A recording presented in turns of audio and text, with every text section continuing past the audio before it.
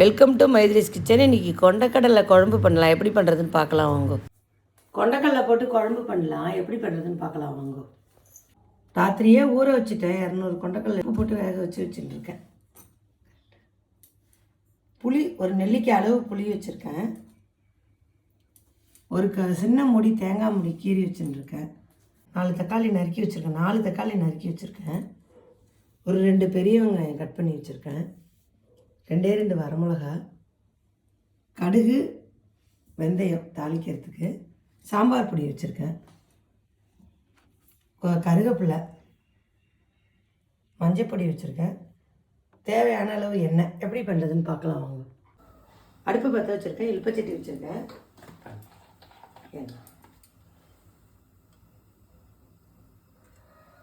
நான் ஒரு பெரிய குழிக்கரண்டியில் ஒரு கரண்டி எண்ணெய் ஊற்றிருக்கேன். கடுகு போடுறேன், மிளகா போடுறேன், 1/2 ஸ்பூன் வெந்தயம் போட்டுருக்கேன். சப்பாத்தி, தோசை, சாத்துக்கு கூட சாப்பிடலாம். நல்லா இருக்குது. நம்ம புளி ஊற்றுறோமா, அதனால சாத்துக்கு சாப்பிடலாம். வெங்காயத்தை நல்லா வதங்குறேன். உப்பு போடுறேன், நல்லா வதங்கட்டும். மஞ்சப்பொடி,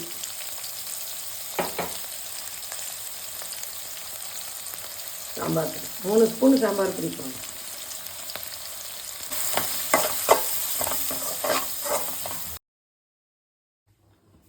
தக்காளியும் நம்ம அரைச்சிக்கணும், அப்போ தான் நல்லாயிருக்கும்.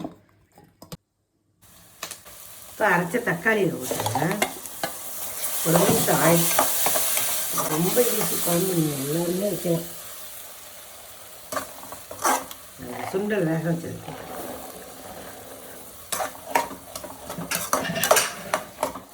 புளி தண்ணி ஊற்றுறேன். இது நல்லா கொதிக்க வரட்டும். குழம்பு நல்லா கொதிக்குது. தேங்காயை அரைச்சிக்கணும்.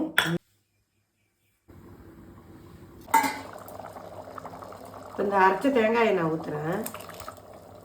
பெரிய மூடி, ஒரு மூடி வச்சுருக்கேன் நான், மீடியம் சைஸ். தேங்காய் ஊற்றினா தான் நல்லாயிருக்கும். இது ஜோராக இருக்கும். பண்ணி பார்த்துட்டு எல்லோரும் கமெண்ட்டில் சொல்லுங்க. ஒரு கொதி வாங்கினோன்னா அடுப்பை அணைச்சிடலாம். கொதிக்கிட்டோம் பாருங்க. இப்போ குழம்பு ரெடி. நான் அடுப்பை அணைச்சிடுறேன்.